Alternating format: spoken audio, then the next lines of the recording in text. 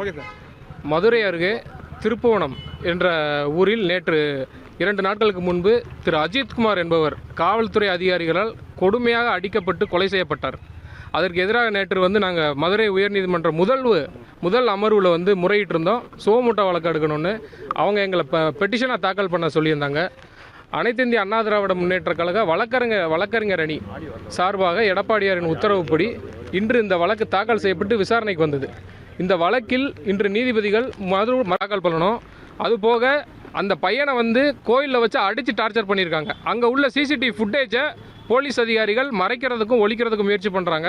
அதனால் அந்த ஏசி கோர்ட்டில் ஆஜராகணும் 3 மணிக்குங்கிறதையும் சொல்லியிருக்காங்க. அதுபோல் மற்ற ஒரு உத்தரவையும் பிறப்பித்து 3 மணிக்கு இந்த வழக்கை மேஜிஸ்ட்ரேட் இந்த வழக்கை விசாரித்து அந்த போஸ்ட்மார்ட்டம் ரிப்போர்ட்டில் ப்ரெசென்ட்டாக இருந்த மேஜிஸ்ட்ரேட்டையும் வர சொல்லியிருக்காங்க. அவர் 3 மணிக்கு திருப்போணத்திலிருந்து JM1 திருப்போணம் அவர் 3 மணிக்கு நேரடியாக கோர்ட்டில் ரிப்போர்ட் ஃபைல் பண்ண சொல்லியிருக்காங்க. அவரை நாங்கள் ஆர்கியூமெண்ட்டில் சொன்னது, அவரை போஸ்ட்மார்ட்டம் பண்ணும்போது போலீஸ் ப்ரிவென்ட் பண்ணி உள்ளே அனுமதிக்கலை அப்படிங்கிறத நாங்கள் கோர்ட்டில் எம்பசைஸ் பண்ணுறோம். நீதிமன்றம் கேட்டது ஒரே கேள்வி தான். 5 கான்ஸ்டபிளுக்கு எதிராக இந்த வழக்கு இப்போ புனையப்பட்டு அவர்கள் அரெஸ்ட் பண்ணியிருக்காங்க. 5 கான்ஸ்டபிளால் உயரதிகாரிகளின் உத்தரவின்றி செயல்பட முடியுமா அப்படிங்கிறத அந்த கோர்ட்டோட கேள்வி. அதாவது யார் அந்த சார் அப்படிங்கிற கேள்வி திரும்ப எழுந்திருக்கு. இந்த கேஸில் யாரோ ஒரு ஆள் சொல்லி தான் இந்த 5 கான்ஸ்டபிள் அந்த பையனை போட்டு அடிச்சிருக்காங்க. ஒரு 10 பவுன் நகை காணாமல் போனதில் 10 பவுன் காணாமல் போனதில் இப்பேற்பட்ட பிரச்சனையை நீங்கள் உருவாக்குறது தவறு அப்படிங்கிறத நீதிமன்றம் சுட்டுக்காட்டியிருக்கு. நீதிமன்றத்தில் நாங்கள் காவல்துறைக்கு அதிகாரிகளுக்கு எதிராக நாங்கள் இந்த வழக்கை தொடுக்கிறோம் நீங்கள் நினைக்க வேண்டாம். எங்களுடைய உள்நோக்கம் இந்த கீழ்மட்ட காவல்துறை அதிகாரிகளை பனிஷ்மெண்ட் பண்ணிவிட்டு யாரோ ஒரு ஆள் சொன்ன ஒரு உயர் அதிகாரியை நீங்கள் தப்பிக்க விட்றீங்க அப்படிங்கிறத நாங்கள் சுட்டி காமிக்கிறோம். இந்த வழக்கில் இந்த பையனை அடித்து கொலை பண்ண இந்த வழக்கில் சம்பந்தப்பட்ட அனைத்து அதிகாரிகளின் மீதும் உயர் அதிகாரிகள் உட்பட அனைவர் மீதும் உறுதியான நடவடிக்கை எடுக்க வேண்டும்ங்கிறத நாங்கள் மதியானம் 3 மணிக்கு வலியுறுத்துவோம். மீண்டும் 3 மணிக்கு விசாரணை நடக்கும். உரிய உத்தரவுகளை நீதிபதிகள் பிறப்பிப்பாங்க. நன்றி. எஸ்பி வெயிட்டிங் லிஸ்ட் போட்டிருக்கதா கோர்ட்டில் ரிப்போர்ட் பண்ணாங்க.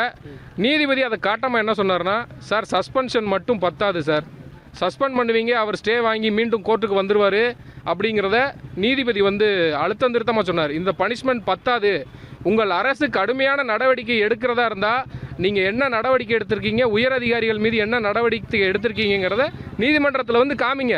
நாங்கள் அதுக்கு பேர உங்களை மேலே நம்பணுமா நம்பக்கூடாதா அப்படிங்கிறத நாங்கள் முயற்சி பண்ணுறோங்கிறாங்க. சிபிஎஸ்ஐடிக்கு இந்த வழக்கை மாற்றினதாக சொன்னாங்க. ஆனால் அது நீதிபதியில் ஒத்துக்கலை. சிபிஎஸ்ஐடியையும் தமிழக அரசு தான் இயக்குது, அதனால் இதில் நியாயம் கிடைக்காது அப்படிங்கிறத பதிவு பண்ணியிருக்காங்க. ஆனால் இந்த வழக்கை சிபிஐக்கு மாற்றுறதா இல்லை ஏற்கனவே அண்ணா பல்கலைக்கழக வழக்கை போல் ஸ்பெஷல் டீம் விசாரிக்கணுமா அப்படிங்கிறத நீதிமன்றம் மதியானம் முடிவு பண்ணும். இந்த வழக்கு மீண்டும் 3 மணிக்கு விசாரணைக்கு எடுக்கும்போது இன்னும் சூடு பிடிக்குங்கிறத நாங்கள் எதிர்பார்க்குறோம். 50 லட்சம் கொடுத்ததா அவர்களுடைய அந்த மாலதி அவங்களோட அம்மா கம்ப்ளைண்ட் கொடுத்ததுக்கு உதவி பண்ண ஒரு வழக்கறிஞர் என்ற நீதிமன்றத்தில் ப்ரெசென்ட்டாக இருந்தார். அவர் சொன்ன ஸ்டேட்மெண்ட்டு 50 லட்ச ரூபா பேரம் பேசினாங்க. அதாவது அரசாங்கத்திலிருந்து கொடுக்கப்பட்ட நேரடி பணம் கிடையாது.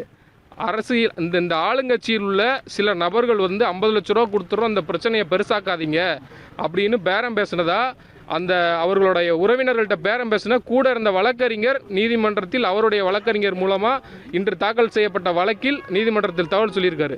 இது உண்மையா இல்லையாங்கிறது நீதிமன்றம் விசாரிக்கும். சார், இந்த நகை தொலைத்தவங்க ஐஏஎஸோட தொடர்பில் இருந்து ஐஏஎஸ் அதிகாரிக்கு தெரிஞ்சவங்கன்றதுனால தான் இந்த விசாரணை நடந்திருக்கு. சார், உயர் அதிகாரி யாரோ ஃபோன் பண்ணி எஸ்பிகிட்ட பேசினதுனால தான் ஸ்பெஷல் டீம் இதில் இன்வால்வ் ஆயிருக்கு. பொதுவாக ஸ்பெஷல் டீம் மானங்கனியாக திடீர்னு விசாரணையில் இறங்காது. யாரோ ஒருத்தரோட இன்ஃப்ளூயன்ஸோ உயர் அதிகாரியோட தகவல் இருந்தால் மட்டும்தான் அவங்க இதில் நேரடியாக உள்ளே வருவாங்க. ஆனால் நீதிமன்றம் அந்த கேள்வியை கடுமையாக கேட்டுச்சு.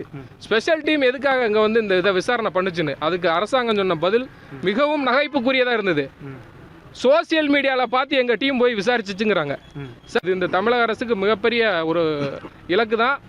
சோசியல் மீடியாவை பார்த்து நீங்கள் தடுக்கிறதா இருந்தால் எத்தனை பேர் கரப்ஷனில் ஈடுபடுறாங்க அதெல்லாம் போய் நீங்கள் தடுங்கன்னு சொன்னாங்க நீதிபதிகள்.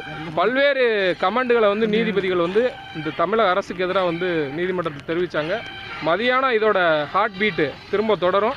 3 மணிக்கு திரும்ப நான் உங்களை சந்திக்கிறேன். வீடியோ காட்சிகள் என்ன சார் இருக்கு? சார், வீடியோ காட்சிகள் அந்த ஒரு பையன் அந்த அடிக்கும்போது எடுத்த வீடியோ காட்சிகளை அந்த நபர் ஃபோனில் வீடியோகிராஃப் பண்ணி அதை நீதிமன்றத்தில் ஒப்படைச்சிருக்காங்க. அந்த பையனுக்கு இப்போ த்ரெட் இருக்குன்னு சொல்கிறாங்க. அதையும் ஆர்டரில் ரெக்கார்ட் பண்ணியிருக்காரு. அந்த பையனை போலீஸார் வந்து மிரட்டி அதை அழிக்க சொல்கிறதா சொல்கிறாங்க. அதையும் நீதிபதி ரெக்கார்ட் பண்ணிட்டார். அந்த பையன் அநேகமாக மதியானம் 3 மணிக்கு நீதிமன்றத்தில் ஒப்படைக்கிறதுக்கு வாய்ப்பு இருக்குது. வீடியோ வந்து நீதிபதிகள்கிட்ட மட்டும் தான் காமிச்சாங்க. நாங்கள் யாரும் வந்து வீடியோ பார்க்கல. இப்போ வரைக்கும் நீதிமன்றம் அவங்கள பற்றின எந்த ஒரு கருத்து இதில் தெரிவிக்கல. ஆனால் அந்த டாக்டரோட இன்வெஸ்டிகேஷனில் தான் இந்த கம்ப்ளைண்ட் வந்து வாங்காமலே, எஃப்ஐஆர் போடாமலே, சிஎஸ்ஆர் போடாமலே ஒருத்தர் தூக்கிட்டு போய் அடித்து கொன்ன பிறகு எஃப்ஐஆர் போட்டிருக்காங்க. முதல்ல அந்த திருட்டு வழக்குக்கு ஏன் சிஎஸ்ஆரோட நீங்கள் வச்சு விசாரிச்சிங்க அப்படிங்கிறது தான் நீதிமன்றத்தோட முதல் கேள்வி. ஒரு நபர் திருடிட்டாருன்னா நீங்கள் வந்து ஃபஸ்ட்டு எஃப்ஐஆர் போட்டுல விசாரிக்கணும். எஃப்ஐஆரே போடாமல் சிஎஸ்ஆரை போட்டு ஒருத்தரை கூட்டு போய் அடித்து கொண்டிருக்கீங்க அப்படிங்கிறத ரொம்ப ஆதங்கத்தை வந்து நீதிமன்றம் வந்து வெளிப்படுத்துச்சு இன்னைக்கு. சார், மதுரைக்கு மெயினாக கொண்டு வந்ததுக்கான காரணம் என்னன்னு சொன்னாங்க அரசு தரப்புல இருந்து? சார், அவங்க வந்து முதல்ல ஒரு ப்ரைவேட் கிளினிக்கு பாடி எடுத்துகிட்டு போனதாக சொல்கிறாங்க. அவங்க வந்து அந்த டாக்டர் வந்து நான் பார்க்க மாட்டேன்னு வந்து ரெஃப்யூஸ் பண்ணிட்டார். அதனால் அதுக்கப்புறம் 2-3 ஹாஸ்பிட்டல் திருப்போணம் ஜிஹெச்சுக்கு போயிருக்காங்க, மதுரை ஜிஹெச்சுக்கு வந்திருக்காங்க. எப்படியாவது இதை மூடி மறைச்சி டிலே பண்ணி, அதான் அந்த கம்ப்ளைண்ட்டில் சொன்ன தகவல் நகைப்புத்தன்மையாக இருக்குது. கம்ப்ளைண்ட்டில் நீங்கள் பார்த்துருப்பீங்க. ஏங்க அதில் வந்து வலிக்கு விழுந்துட்டாருன்னு சொல்கிறாங்க. இந்த பாத்ரூமில் வலிக்கு விழுந்து கால் ஒடிஞ்சு ஃபோட்டோ போடுறாங்கல்ல போலீஸு, அது மாதிரி வலிக்கு விழுந்து வலிப்பு வந்து இவர் இறந்து விட்டார் அப்படின்னு கம்ப்ளைண்ட் கொடுத்துருக்காங்க.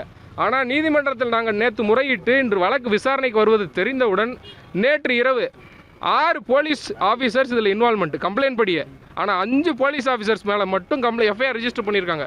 ஒரு போலீஸ் ஆஃபீஸர் அதில் வந்து வரவே இல்லை. அது மட்டும் இல்லை, அந்த கம்ப்ளைண்ட்டில் அவரே சொல்கிறாரு, யார் கண்ணன்கிற போலீஸ் ஆஃபீஸரே சொல்கிறாரு, இந்த இன்வெஸ்டிகேஷனை நாங்கள் முடிச்சுட்டு இந்த பையன் தப்பு பண்ணலை அப்படிங்கிறத வந்து டிஎன்னாங்க அந்த நல்லாங்கிற வார்த்தை நல்லா அடித்து விசாரிங்கிறதுக்கு தான் அர்த்தம்.